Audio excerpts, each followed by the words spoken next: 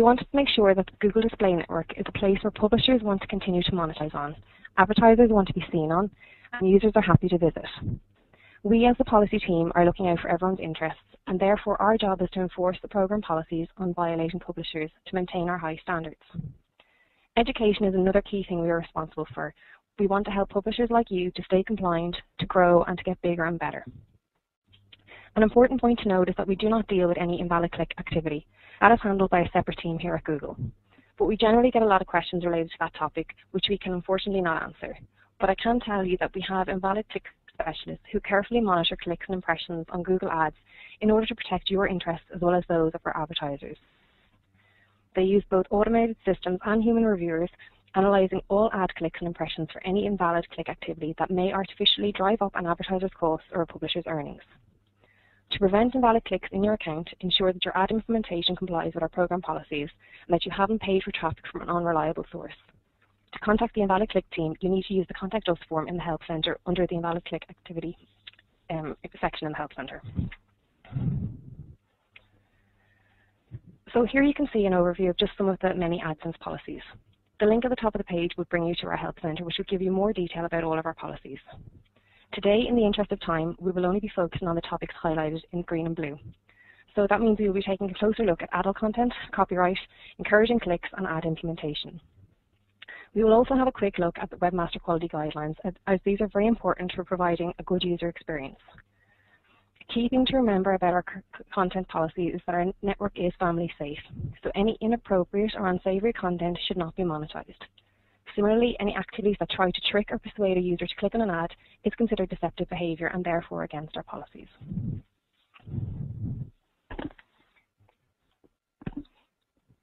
Okay, so let's take a look at our adult content policy now. As you can see on this slide, it outlines the granular violations that fall under our adult content policy. The Google Display Network is a family-safe network, and we want to keep it that way. Before deciding to place ad code on a page, always ask yourself whether you'd be comfortable viewing this content with your child or a co-worker. If the answer is no, then you shouldn't be displaying ads on these pages. As you can see here from the example, it doesn't have to be real images of people to be constituted as adult. Cartoons and games can be considered adult, as can explicit text or common spam. Most of the granular violations listed here are self-explanatory, but we often get questions on what sexually gratifying means. Really, this means that any images that are lewd and have a sexual undertone, or models that are in provocative poses. Similarly, we get asked about explicit text. This is text that is sexual in nature. This can include erotic stories, graphic descriptions of sexual acts, or blog posts on fantasies or intimate encounters. If you do have a family-safe site, but you have one small section with a more adult-related topics, for example, a wallpaper site with a small and family-safe section, then please don't place ad code on that page. It is fine to have ad code on the rest of your site, just make sure that ad code is removed from the pages with the inappropriate content. Additionally, if you have a site with user-generated content, please set up filters and review the content before allowing ads to show alongside this content. Remember, publishers are responsible for all content on their site, regardless of who posted it. The only time that adult images may be allowed is when it includes medical or artistic nudity. Bear in mind, artistic nudity still needs to be tasteful. Family-safe dating sites are also okay too, as long as they don't promote sexual behaviour. Always monitor user profiles to make sure they are keeping in line with family-safe dating guidelines. Let's move on to copyrighted material now. As you can see, copyrighted material can include, but is not limited to, movies, TV shows, music, software, games, and ebooks. Any content that you place ad code on should be your own. You should hold the rights to any content that you monetize. Bear in mind, even if you are not hosting the content, but are linking to another site where you can download it from, then you are still putting your site in breach. Our legal team deals with all DMCA disputes, and if you need to lodge a complaint, you can contact them through the Help Centre. Most commonly, we see copyrighted material in forum posts, so we would alert any publisher who has a user-generated content on their site to be very vigilant for these sort of uploads.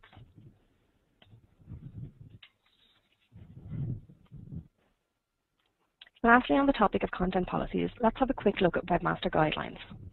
Please always look at the quality of your website before you add any ad code. We only want good quality websites, so please refer to the Webmaster Guidelines to ensure you are in compliance. All content should be original and unique.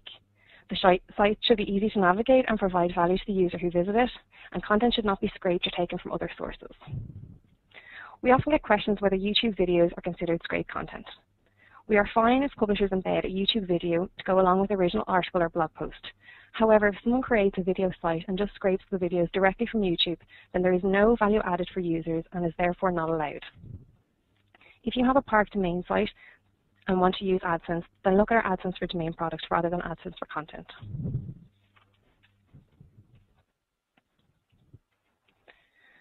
Let's move on to some behavioral policies now. Please never click or encourage users to click on your ads. This is very damaging to advertisers and can lead to publishers' accounts being disabled. Publishers are not permitted to encourage users to click on Google Ads or bring excessive attention to the ad units. For example, your site cannot contain phrases such as click the ads, support our sponsors, visit these recommended links, or other similar language that could refer to the Google Ads on your site. So please avoid using any language that calls attention to the ads. Users should click on ads because they find them relevant and useful, and not because they feel they have to click on them to help with the upkeep of a site. Similarly, you may not implement Google Ads in a manner that disguises the ads in any way. For instances, publishers may not place ads under misleading headers or titles, as this may confuse users into thinking the ads are actually site links related to that header. If you want to make a distinction between your content and the ads, then we would ask that publishers only use phrases, sponsored links or advertisements to label the ads. Anything else is in breach.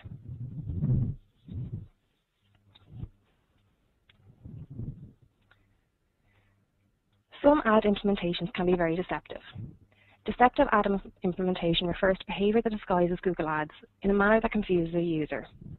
Having deceptive ad placements can lead to accidental clicks, which can cause irreparable damage and cost to advertisers and will lead to publisher accounts being disabled.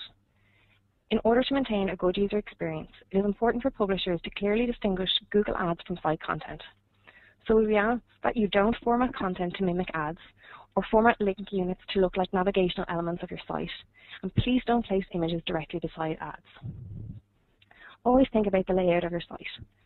Content shouldn't be placed far below the ad so that users have to scroll to try and find it. Putting yourself in the shoes of a user when deciding to place ads can be very useful.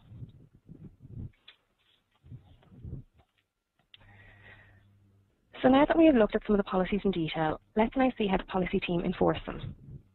We constantly monitor both sites and accounts to ensure that they are policy compliant. There are a number of ways that we come across sites. Initially, when someone signs up, they need to be approved.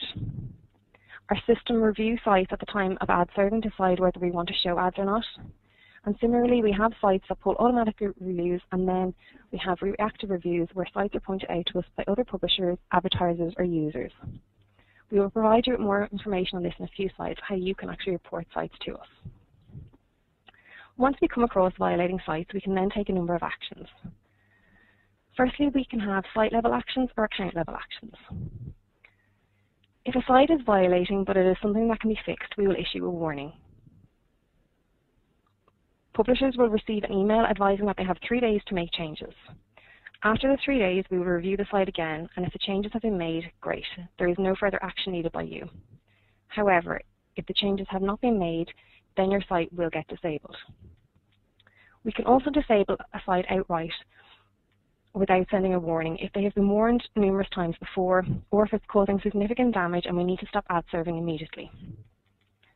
If the site gets disabled, the site owner can appeal to us, and if we feel confident that they are trying to comply and have a good history with us, then we will consider re-enable ad serving.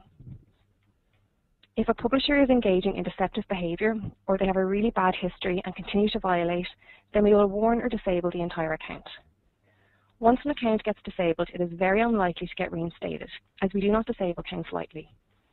However, we do review all appeals we receive and respond to them. So please make sure that you always watch out for emails from us and be responsive.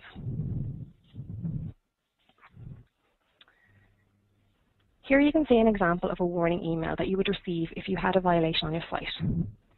As you can see, we give you a link to an example page. Bear in mind, this does not mean that this is the only place on your site that is a violation. So when you receive such an email, we would ask that you review your entire site for compliance with our policies. In this email, we also advise you on what the violation is with a link to the Help Centre to help you find out more. We list what action we would like you to take within the 72 hours. And finally, you'll be able to see the status of your account. As I said, once you make the change to your site, no further action is required on your part. We will re-review your site again and clear it if changes have been made. If changes are not made, we will disable ad serving to your site, and you will receive another email from us notifying you of that. Here is the email you would receive if ad serving was disabled. Again, we highlight the violation and a link to one example of it on your site. This time we don't have any requested action as the site has been disabled, but you can still make the necessary changes and appeal to us using the Contact Us form in the Help Centre. Again, important to note is the status of the account. Your account will still be active. It is only the site that we have disabled. If you ever engage in really bad behaviour and did unfortunately receive a disabled account email from us, then it would say account status disabled. Please make sure that you read any emails from the AdSense team carefully and thoroughly.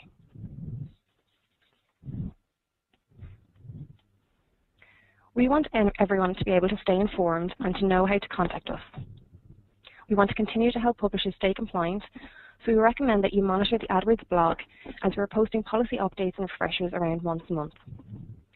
We also recommend that you utilise all the information on the Help Centre.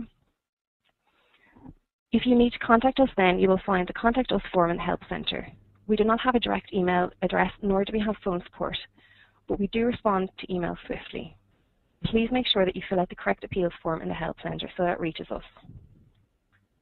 If you have noticed some violations and want to report them, you can click on the Ads by Google logo on the bottom of the ads, and that will send a report to us with all the relevant information to enable us to take action.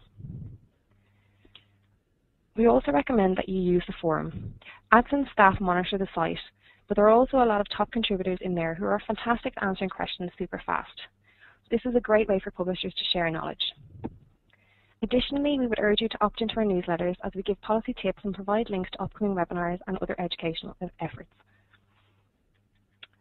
One last but important point to remember is to keep your email address and your account up to date. Otherwise, you will be sending emails to old addresses and you'll miss them.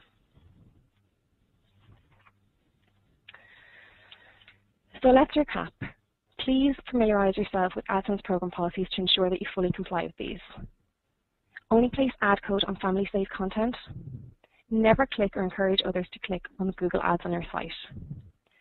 Be sure to create your own unique content that will be valuable to others. Monitor any user-generated content.